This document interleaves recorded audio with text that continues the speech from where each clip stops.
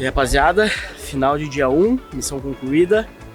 Agora descansar bem e até amanhã.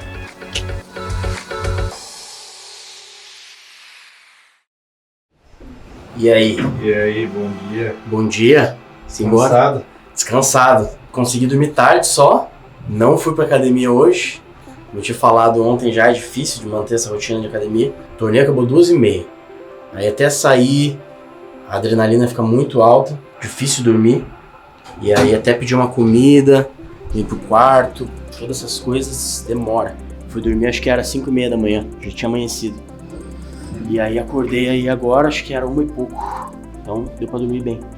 Dormi às 8 horinhas. Dia 2, 40 bebês, 45 é média. Agora esse stack médio aí começa a entrar numa zona perigosa. Mas tem reentrada ainda, porém a gente tem que ficar bem aware aí agora. Esses stacks médios são os mais pressionados por ICM. E aí? Bem-vindos. Ó, tá se arrumando aí já. Tá pronto, ó. E olha só, pô, aqui quem sabe que eu amo Ferrugem, gosto de pagode pra caralho, e amo Ferrugem, e hoje tem ali o maior prainha da história, que é o projeto do Ferrugem, né? Que é simplesmente o cantor que eu mais gosto de pagode. Ferrugem e Mateuzinho, meus dois preferidos. E é uma pena não poder estar lá, mas obviamente é por uma excelente razão. Espero que eu não possa ir.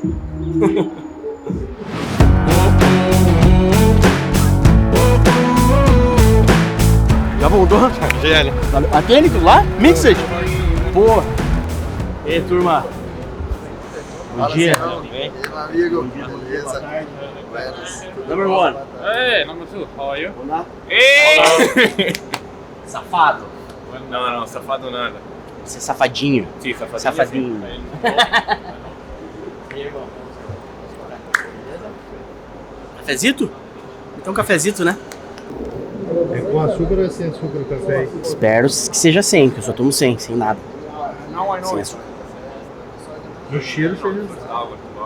Sim, coadinho, sem açúcar, nuts. Ó, só as estrelas aqui, ó. Só as estrelas do online. Esse é o fieldzinho que eu vou ter que enfrentar hoje, ó. E aí filma as estrelas, estrelas brasileiras, portuguesas, espanhol, Alemanha, Germany. De onde você é, amigo? De onde o brasileiro chupa pica.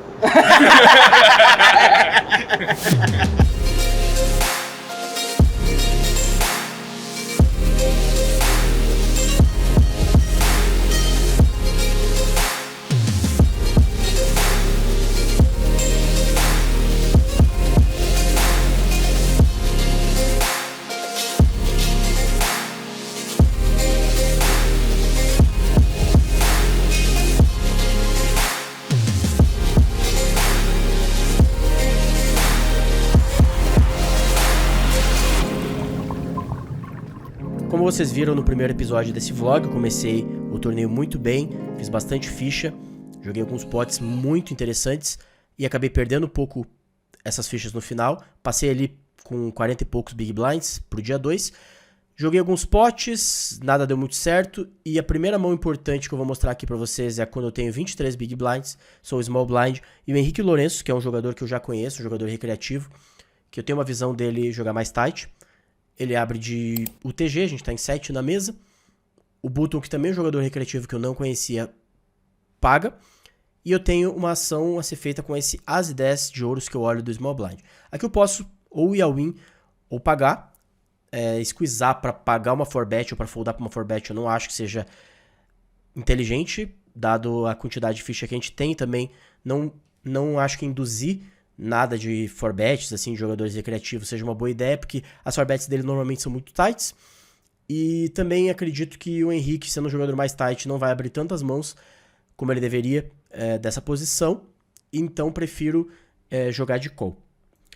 A gente pode ver aqui, nas duas soluções que eu preparei para vocês, que mesmo nessa primeira, onde a média a média tá em 40 Big Blinds e a gente enfrenta um aumento do TG com 100 Big Blinds e o Button pagando com 25, que por mais que a gente tenha uma frequência muito maior de chove, vejam o EV do call como o EV do call é muito parecido com essa mão, com as 10 suited. E nessa segunda solução a gente tem uma média até mais baixa, mais ou menos ali 50% left, como estava acontecendo, enfrentando um aumento do TG1 com 33 blinds e um call de 19 do Button, aí sim, muito mais frequência de call. Então, com certeza, esse call vai ser tranquilo, o shove também é bem aceitável. Eu dou o call, o Big Blind que era o Scotch Ball folda, e a gente vai para esse flop maravilhoso, dama de ouros, valete de ouros, 2 de ouros. Eu flopo o nuts, ainda tenho possibilidade de fazer um royal. Aqui, com certeza, eu vou jogar minha estratégia inteira de check, não faz sentido sair donkbetando, nada do gênero. O Henrique dá check também. O turn é um as de paus, uma carta que favorece mais o range do Henrique e do Button do que o meu. Então eu decido dar um check bem rápido também para tentar esconder algum tipo de timing tell, como se eu tivesse alguma mão que iria querer apostar muito rápido, ou uma mão muito forte assim. Então eu dou check, até para parecer que eu tô extremamente desinteressado no pot. E aí algumas coisas esquisitas começam a acontecer. O Henrique beta 21 mil, o Button dá call, e aqui eu tenho uma decisão, né? Ou dá call, mas eu acredito que pots multiways vão ter uma frequência de bet menor do que deveriam, de maneira geral, no river principalmente. Com esses dois jogadores ali, algum dos dois pode pagar o meu raise e pagar meu all-in. Então eu decido dar raise, um raise bem baixo aqui, também dando uma ótimas pot odds para eles. Eu dou raise para 45 mil. O Henrique dá call e o Button resolve me tribetar para 130 mil. E eu tenho ali basicamente 156 mil para trás, né? Teria uns 26 mil só a mais. E o que eu decido fazer aqui é dar só call. Esses 26 mil, obviamente, eu poderia dar raise, né? Eu poderia ir ao win. Mas eu acho que ainda dá espaço pro Henrique querer fazer alguma coisa. Eu quero trazer ele pro pote. Então, quanto menos dinheiro eu colocar, melhor. Mas assim, é uma decisão realmente muito, muito close. É um pote realmente muito diferente. E o que acontece é que o Henrique pensa bastante, acaba foldando. E tem mais um fator bem importante aqui, que é o seguinte. É um torneio, né? Então eu tenho 27 mil para trás. E caso ele esteja tendo algum tipo de semi-bluff, obviamente que o Button muito dificilmente iria foldar, né? O que eu queria era realmente tomar a call do Henrique, que ele continuasse no pote e que eu conseguisse pegar essas fichas a mais ali, né? Esse raise a mais do Henrique, que é maior do que o meu all-in restante. E também, né, deixando esse pouquinho pra trás, eu posso dizer que, sei lá, eu tô em algum draw que eu ainda posso foldar, porque eu quero continuar vivo no torneio. Então, continuar com esse pouquinho pra trás, pra mim, nunca é uma má decisão. Agora nós vamos pro river, que é mais um ouro, né? Eu ainda tô nuts, principalmente por ter o 10 de ouros, então ele não tem como ter 10 e 9 de ouros e me ganhar com um straight flush. E aqui realmente tudo vai ser muito parecido. Ele pode simplesmente ter uma mão muito forte, que não gostou do ouros, ou ele poderia ter um draw que acertou o ouros e que vai querer value betar. Ele pode ter realmente algum tipo de blefe aleatório que ele vai querer blefar ainda. Então, como ele ainda é o agressor, eu sou o cara que tô dando call, e como tem esse fator de eu ter esse pouquinho de ficha pra trás, querendo mostrar pra ele que eu ainda posso foldar, eu prefiro dar check. E acontece que ele dá check behind, mas a gente puxa um belo pote com essa mão. Aquilo que eu falei para não ser feito, que é conferir as mãos, eu acabei de fazer. Fiz 2 vezes, conferi 2 mãos, e as duas eu fiquei muito feliz com a minha decisão. Uma deu certo, acabou. Tinha 25 bebês no small, o Henrique Lourenço, que é um recreativo que joga um pouco mais tight. Ele abre de UTG 1, a gente tá em 7 na mesma UTG, na verdade. O Button da call, que é o cara que eu não conheço. Da qual eu tenho 25 blinds, mais 10 suited. Tô pensando se eu zagueiro, né? Se eu dou tribet shove ou se eu fleto. Eu sempre time bank, decidi fletar. Acertei o nuts no flop. A mão desenrolou bem depois. Mas eu vi ali que é bem mais frequência de shove. Só que o qual tem o mesmo EV. E nesse spot eu vou querer jogar post-flop com certeza.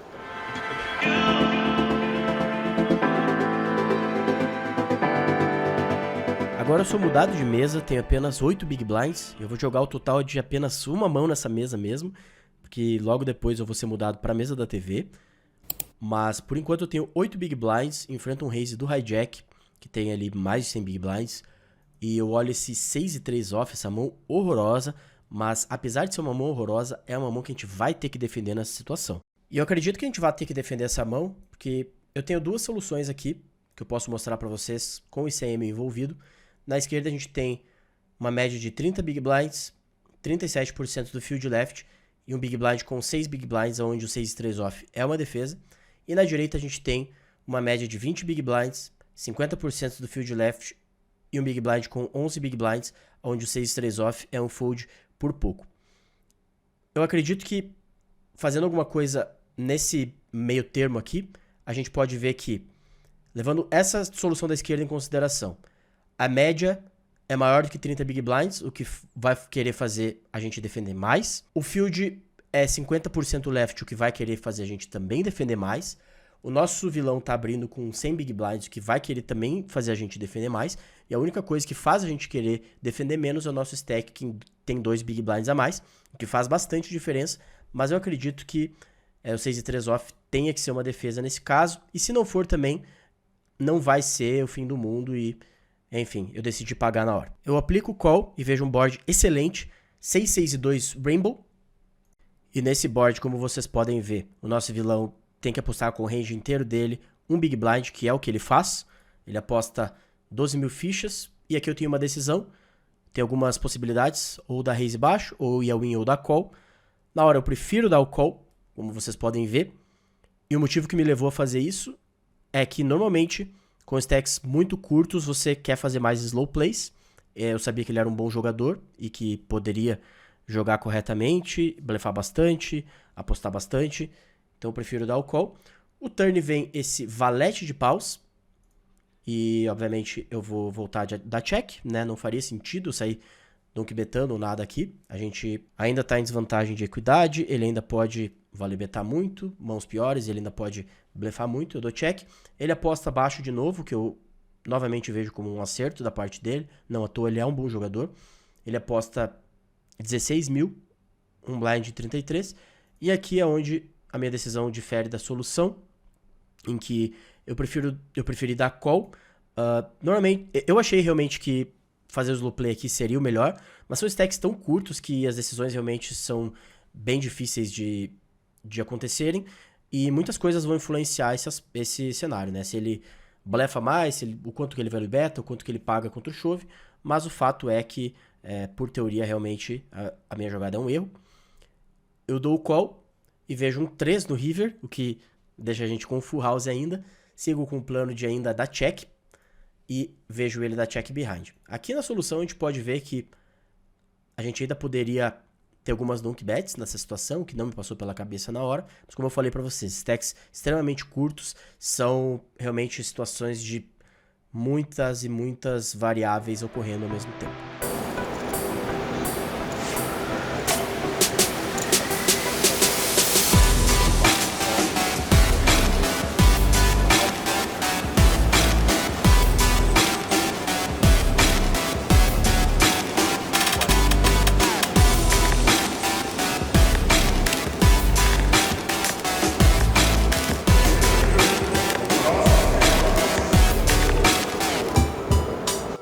Agora eu chego na mesa da TV e a primeira mão que eu vou jogar de importante é um 9-6 off do Big Blind.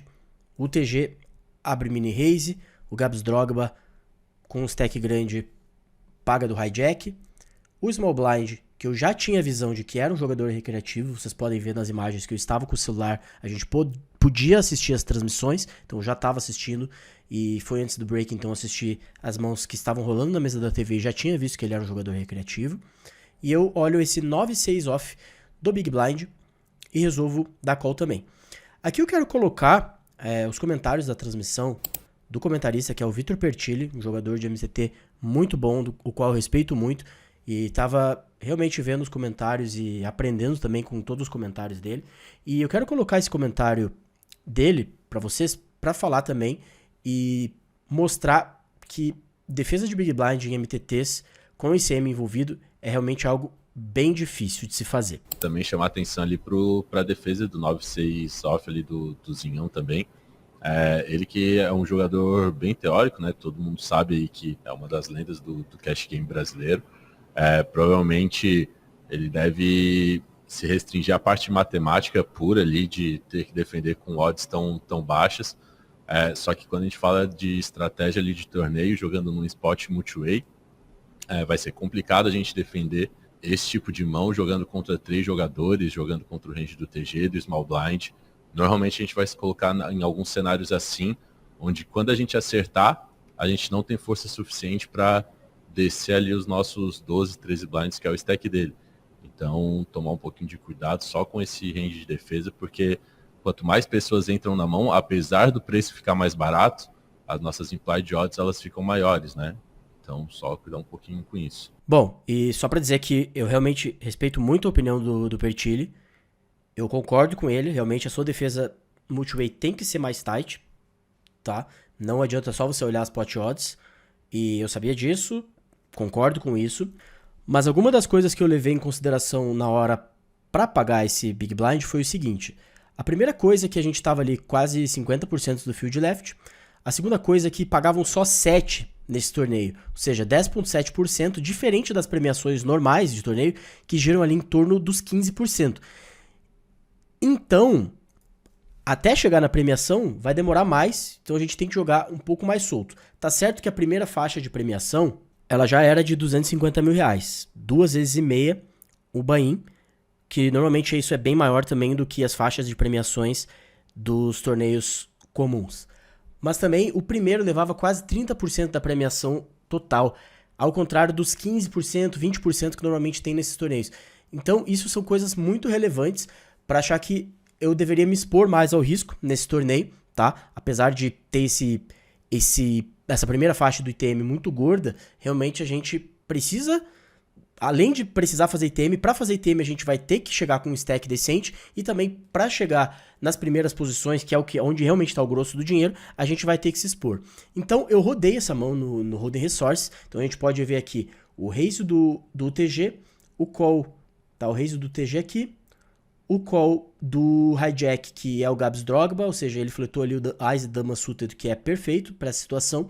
O call do Small Blind, que vocês veem que é muito tight, e o jogador recreativo tava dando call ali com 8 e 6 off, o que é terrível, terrível. A gente pode ver que esse call dele tá queimando muito dinheiro, tá? Um raise seria ainda pior, mas queima bastante dinheiro. E a gente chega na minha pele com esse range de call aqui, que foi o que eu imaginei mais ou menos que seria realmente na hora. E vocês veem que tem essas mãos aqui ainda que são Mixed Strategy. Com certeza todas essas mãos eu iria jogar, tá? Justamente pelo que eu falei pra vocês na primeira parte do vlog, que eu acredito que jogadores erram muito em multi-way. Então eu concordo com o que o Pertilli fala, que às vezes vai ser mais difícil a gente realizar a nossa equity porque as pessoas colocam muito dinheiro no pot, mas ao mesmo tempo isso é o que te traz mais EV também, tá? Porque a hora que você acertar, por mais que você vá acertar muito poucas vezes, você consegue mais ação, você vai conseguir mais dinheiro. E também o que acontece em pots multi-way é que os ranges são muito capados, então você vai ter exploits gigantescos em turns e rivers, tá? Então eu acho que a gente pode defender sim um pouco a mais. Na hora eu não sabia realmente, tá? Se o 6 e 9 off seria uma defesa ou não, eu sabia que era close, e nesse caso eu vou jogar a minha mão, tá? Eu imaginei que a gente tivesse que continuar com algumas coisas fracas aqui, que a gente pudesse continuar com algumas coisas aqui que os ases estariam um pouco dominados, mas sim, provavelmente eu defenderia um Dama 9 off, eu defenderia 7-4 off, eu defenderia um Ice 4, Ice 5 off, Ice 2 off, tá? Eu acho que é bem tranquilo a gente jogar esses spots multi-way com essas defesas. E aí, até sendo um pouco result oriented, né? A gente pode ver no post-flop que bate ali um 10, 9, 5, vai check, o Gabs aposta um pouco, ele realmente tem uma mão muito forte, mas é uma mão que provavelmente possa jogar com dois tipos de estratégia, que seja bastante check e bastante bet. Eu, no lugar dele, jogaria de check. Eu acho que a gente ainda pode fazer o jogador recreativo errar bastante nas próximas streets. A gente tem uma mão muito forte que não precisa colocar dinheiro no pot, tá? E depois do bet do Gabs, o Inácio Sagar, que era o jogador recreativo, ele se coça ali para pagar com uma broca seca, sem flush draw, o que seria tenebroso, seria tenebroso, tá? Vocês veem que eu foldo relativamente rápido o meu 9, então eu sei que eu não tô jogando para acertar esse tipo de board, então só ter um 9 com um backdoor flush contra 4 jogadores, o Gabs que é um jogador bom, apostando eu sei que não vai ser suficiente, e o G acaba foldando a broca dele, tá? Eu Eu entendo, mas nessa profundidade de stack, por mais que seja multi-way, eu acho que a gente ainda pode jogar, tá? Ele ainda teria a broca, teria 2 overcards e ele seria o cara que poderia continuar. Mas por que eu digo que multi-way é muito difícil de se jogar? Por exemplo, com essa aposta do Gabs, eu provavelmente aqui, não nesse meu stack, mas se eu tenho um pouco mais de stack, eu teria que foldar alguns 10x. Por exemplo, digamos que eu tô defendendo um 10 e 4 de copas, um 10 e 4 de ouros, eu tenho que foldar essas mãos, tá? E eu sei que um jogador como o Inácio aqui não faria isso, tá? E jogadores, por exemplo, mais tights como o Gian vão dar muito mais check do que deveriam, vão foldar mais do que deveriam, vão jogar o range mais capado, então eu posso explorar isso nas próximas streets, e eu tenho certeza que isso é muito, muito importante pro meu EV, tá? Próxima mão agora, eu tô short ainda, tenho 8 big blinds, e vejo um raise do TG ali, o Gian, pra 32 mil nos blinds 8 e 16. E olho esse belo As e Rei. Já sei que chegou a minha hora de ir all in. E aí o Mustafa Kanit começa a pensar. Vai lá, decide all in com seus 7 big blinds. Ele tá um pouco mais short do que eu. Chega no chip leader da mesa, que é o Tomate, que tem mais de 35 big blinds. E ele resolve ir all in. Eu paro ali, me certifico só da situação, mas é uma situação bem tranquila que a gente não pode foldar As e Rei, né? A gente tem muito dinheiro envolvido aqui nesse pote. O Tomate tem que abraçar essa situação com diversas mãos, até um Ás e Dama, vai ter que fazer isso com 9-9, 10-10, né? Então, realmente bem tranquilo esse call aqui. E a gente vai pro chão ali com os dois. O Mustafa tem 7-7, o Tomate tem vala-vala. No flop, eu fiquei ali uma situação ruim, 3-5-3, mas vem o reizão no turn. Turn mostra pra você, vem um rei, passa à frente o Zinhão passa à frente, 3-5-3 e rei. E ainda bate o As no river, a gente triplica e vai para um stack bom e tem mais jogabilidade nesse torneio. Próxima mão interessante que eu vou jogar são nos blinds 8 mil, 16 mil. Eu tô ali tomando meu belo cafezinho e olha esse 3-3 preto do small blind. Tenho 22 blinds. O Tomate sobe do hijack com 24 blinds, abre mini raise. E aqui eu tenho uma decisão. Acredito que a gente pode tanto chovar como fletar essa mão. E o que tá passando na minha cabeça agora é justamente entender os stacks da mesa, entender o cenário que a gente tá e tentar optar pela melhor decisão. A gente tá 41% left, então eu acredito que pelo GTO Wizard a gente pode usar tanto a solução de 50% left como de 37%. E vendo aqui essa solução onde o Tomate teria 27 blinds, eu teria 23, acredito que é similar, tá? Aí é uma mixed strategy, o 3-3. Na hora, confesso pra vocês que eu achei que a gente estaria um pouco mais querendo dar tribet shove, tribetar justamente com os ases sultads, com os reis sultads e não tanto com os pocket pairs, tá? Mas ainda tem bastante pocket pair chovando. Eu aplico o call, o big blind folda e a gente vai para um flop que vem As 13 e 2, um flop maravilhoso pra mim, obviamente. Um flop ainda que possui flush draw. E aqui o que ele faz é CBtar. E eu acredito que até pela velocidade com a qual ele CBtou e conhecendo MDA, eu sei que esse board é extremamente over-CBtado pelos jogadores de maneira geral. E ele não é um board tão bom assim pro hijack, tá? Vocês podem ver aqui que nesse cenário eu tenho mais equidade do que ele, tenho 50.8 e ele tem 49.2, justamente porque é um cenário onde conecta muito embaixo, né, com os low pockets, e ele não conecta tanto com esse board como eu posso conectar, tá? Então, ele CBeta 20 mil num pote de 96 mil, então é uma bet baixinha. Você vê o tão pouco que ele tem que CBetar aqui, e já olhando a mão dele, né, ele tinha um 10 e 9 de paus, que não é uma CBet. O que eu penso nessa situação, tá? Sendo bem simplista, galera. Quanto mais vilão CBetar, mais é fácil de ele overfoldar esse tipo de situação. E mais é fácil de ele overblefar situações de turns e rivers, tá? Bem simples. Eu checo ele beta. Por teoria, a gente deveria ter um check raise, mas vocês veem que o EV ele é muito similar, tá? É muito similar. Aqui tá praticamente uma mixed strategy. Então, eu prefiro jogar de call esse tipo de situação. Eu aplico o call. O turn é uma dama de espadas. Eu vou continuar jogando de check todo o meu range. E ele dá check behind. Novamente, esse é um tipo de mão que, mesmo não estando, né, mais entre o range dele, que CBetou ali bem pouquinho, se tivesse, era uma mão que ele deveria estar blefando, ele não está blefando. O que cai por terra um pouco do nosso argumento de ele overblefar esse tipo de situação, mas que ele tem um range mais wide, continua com um range mais wide nesse tipo de situação e ainda pode overblefar, né? ainda é prudente, tá? Ele dá check behind e o river é um 7 de paus. E aqui, sendo bem simplista de novo e querendo trazer para vocês a melhor estratégia de maneira simples, o que é o comum desse tipo de situação? Quando a gente não bloqueia o range que vai reabrir com uma mão muito forte, normalmente essa nossa mão vai jogar de check e os low pockets, né, que acertaram, ou seja, as trincas baixas normalmente estão nesse range. Então, por exemplo, o 3-3 e o 2-2 vão estar muito nesse range. Por quê? Porque a gente não bloqueia o as do vilão e aí quando o vilão voltar a betar o as dele no river, como ele deveria fazer aqui com as e 8, as e 9, por valor, a gente tem um raise e é desse tipo de mão que a nossa trinca vai ganhar dinheiro. Ou seja, das mãos que podem dar bet e pagar o river, né? Então, essas mãos dariam bet, a gente dá chove e aí ele vai ficar indiferente com os as e x deles e ele vai ter que pagar com alguns, tá? O 7-7 ele não é tão bom porque há várias mãos que ele pode betar aqui. O as 7 não tá mais no range, tá? Mas o dama 7, por exemplo, é uma mão que acertou o river, né? Então, a gente tá bloqueando esse tipo de mão que melhora no river. E o 3 não faz muito parte do range. O as 3 ele tem pouca frequência, já deveria ter betado.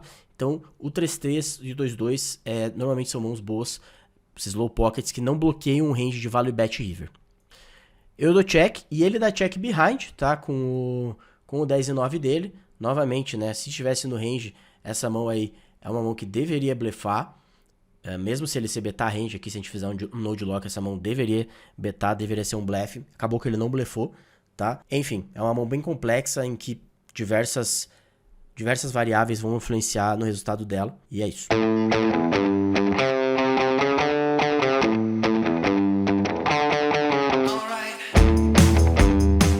Ficamos bem short, depois dei uma triplicada no flip.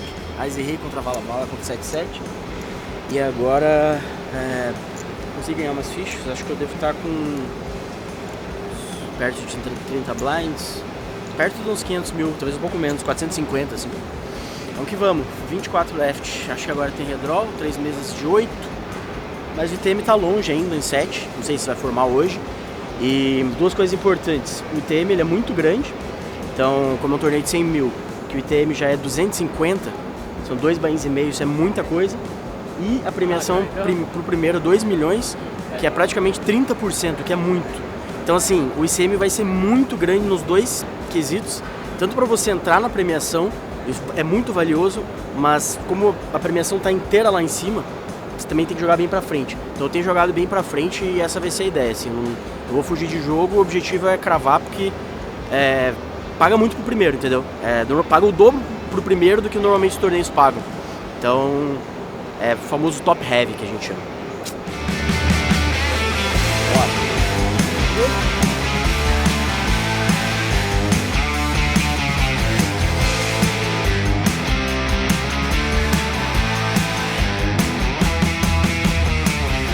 A próxima mão vai acontecer um pouco tempo depois da última.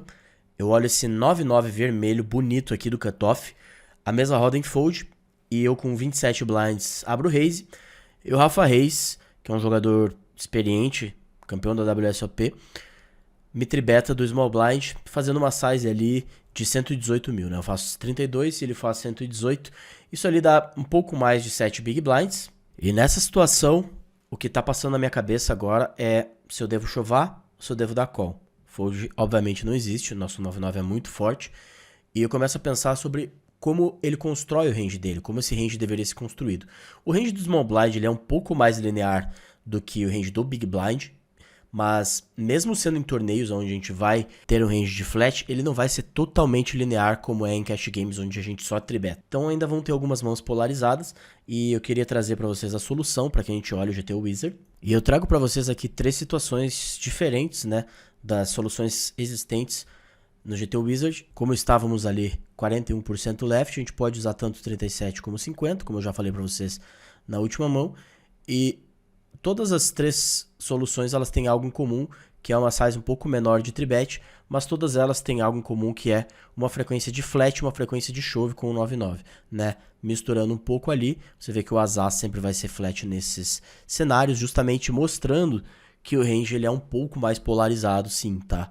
Então, eu acho que é a solução que mais chega perto é essa, apesar da média não ser muito parecida, e a média ser mais parecida nessa aqui, mas o 37% left ele acaba sendo um pouquinho mais similar ao 41% left, e eu aqui estou com 25 big blinds, e o Rafa estaria com 30, tá? E nessa situação eu tenho o exato stack, né? 27 big blinds, e ele teria 32,5 quando na hora ele tinha 31,25. Então essa solução acaba sendo bem mais fidedigna, apesar de a média ser ali uns 40 big blinds, mas a gente tem alguns outros fatores, como por exemplo, o fato de que mais pra frente só do torneio nós teríamos a premiação e que o campeão levaria mais porcentagem dessa premiação, tá? Então isso mudaria um pouco as soluções, mas como eu falei pra vocês, como eu tô acostumado a jogar pós-flop, como eu confio bastante, principalmente jogando em posição, eu vou preferir,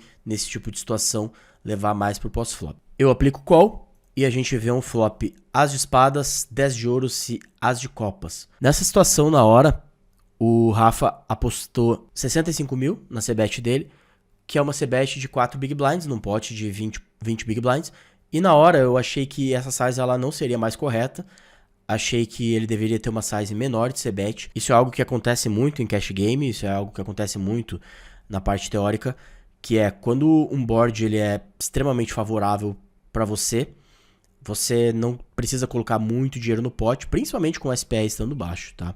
E a gente pode ver aqui no GT Wizard que ele realmente tem uma vantagem, né? A vantagem de equidade sobre quase a parte inteira do meu range e que ele tem realmente muito mais equidade nas mãos fortes, mas apesar de eu ter muitas mãos muito fracas, ele ainda prefere dar um pouco mais de size up, e provavelmente o motivo para isso é querer talvez um pouquinho mais de polarização, na verdade, ou colocar um pouco mais de dinheiro no pote, mas vocês vejam que contra uma bet de um blind só, a gente está foldando, né, em posição 43,7%, que é um overfold se comparado ao Naive MDF, que eu já falei para vocês no outro vídeo, bem grande. Então, me parece que as duas opções são ok, tá? E o que acontece na prática é que, enfrentando essa bet de 4 big blinds, o que eu achei foi que ele realmente estava colocando muito dinheiro no pote, com um range que tá ali retendo muita equidade, com uma mão muito forte, e que eu achei que poderia já ser um fold, essa mão por teoria, e acaba que essa mão ela é realmente uma mixed strategy entre raise, call, fold, e a não ser que ele esteja tribetando muito menos do que ele deveria, o que eu não acredito que esteja acontecendo. O Rafa é um jogador extremamente competente. Eu não gosto do meu fold, tá? Apesar de na hora ter dado certo porque ele tinha dama-dama. Eu não gosto do meu fold porque realmente eu acho que nesses casos a gente deve continuar mais do que a gente deveria, principalmente em posição, tá? Então, foi isso que aconteceu. Ele beta, eu foldo e vamos para a próxima mão. E agora chegou a hora, a mão derradeira que nos eliminou do torneio na 18ª colocação. Desculpa dar spoiler pra vocês, mas vocês podem ver, já saiu na mídia, todo mundo já tinha acesso a essa informação. E venham curtir comigo esse momento ruim, mas olha como é gostoso. A gente olha aqui um dama-dama preto e vermelho e logo tem um jogador dando raise, que é o Gabs Drogba, jogador excelente, um amigo também. O Gabs Drogba abre raise ali com seus 13,75 big blinds, seus 303 mil fichas. O jogador da minha direita, que é um jogador recreativo, Inácio Sagra, tá ali com quase 40 big blinds. Ele pensa um pouco, pergunta o stack do Gabs, resolve dar o call. E aí a gente com 7 big blinds, né? Cenário dos sonhos realmente. A única coisa que existe a ser feita é ir ao win. E a única coisa que a gente tem a fazer, parar um pouco no nosso tempo, né? Para não dar aquele insta-win, que isso vai dificultar ainda a ação dos nossos oponentes. Então a dealer coloca o clock ali, a gente espera chegar no segundo número 13, 14, mais ou menos, anuncia o all-in. O Gabs demora ali quase nada para dar o all-in dele, e o Inácio agora tem uma decisão. A gente pode ver na transmissão que ele tinha 8-8, e chega as más notícias para mim, né? Eu vejo o Azaz ali realmente ruim. E agora vocês podem ver aqui todo tipo de mandinga que acontece na mesa da TV. Primeiro o Rafa Reis vai ali e fala pro Gabs que tá tranquilo. Tá tranquilo, Gabi. Oi? Tá tranquilo. Explica, tá tranquilo. Não entendi essa. Depois o Gabs fala pro Ezequiel, pergunta se ele não tinha dama 8, querendo o cara na frente e não querendo tomar 2 outs. Minhas dama 8. E aí tem toda essa nossa resenha. Mas é isso. Fim da linha. Um excelente torneio. A gente chegou em 18º. Não foi CMFT porque não eram feitas mesas em 9, né? As mesas eram em 8 ou 7. Mas chegamos ali perto dessa mesa final, perto dessa premiação. E mais um belo torneio. Me digam aí nos comentários o que vocês acharam desse meu torneio, de acompanhar toda essa saga. Sem me deixar para depois também, se você curtiu, por favor, deixe seu like, deixe sua inscrição, deixe seu comentário para que possa me ajudar, que eu consiga ainda continuar fazendo mais esse tipo de conteúdo. E é isso aí, ativa o sininho, faça tudo que você puder, conta para sua mãe, para seu pai, para os seus amigos. E é isso aí, muito obrigado. A parte mais triste da jornada, GG em 18º ou 17º. Isso aí, fim da linha, mas foi bom. Deu pra gravar bastante coisa. Cara, eu cheguei a ficar com um stack bom, fiquei com 29 blinds, 30 blinds, fui pra 20 blinds. E aí começou as coisas não dar certo, assim, um raise que não passa, uma c-bet que não passa. Aí meu stack foi derretendo, o blind sobe, eu fiquei short. Acabou que eu tinha 6 blinds e meio. O Gabs Drogba abre. Um recreativo na direita, ele tava jogando bem wide, assim, seria um... Pô, tava com um sítio muito bom se eu conseguisse encaixar os spots. Ele fleta o tio dama com 6 blinds e meio, o Gabs vai ao win, ele dá call. O Gabs tem as eyes, ele tem 8-8, segurou e GG. É isso. Fim da linha. Obrigado quem assistiu aí, obrigado quem acompanhou o vlog do Ultra High Roller. Foi um puta de um prazer, uma irada experiência de jogar esse torneio de 100 mil reais de inscrição, o torneio mais caro da história do Brasil. Obviamente que no fim melhor, mas o poker é assim. E foi massa jogar na mesa da TV. Tiveram várias mãos ali, tava ouvindo comentários, várias mãos não controversas, mas linhas diferentes que vai ser um prazer explicar. E obviamente tudo sempre tem um porquê. Então vai ser um prazer fazer esses conteúdos e mostrar as linhas de pensamento. E o poker é muito mais complexo do que parece. É isso.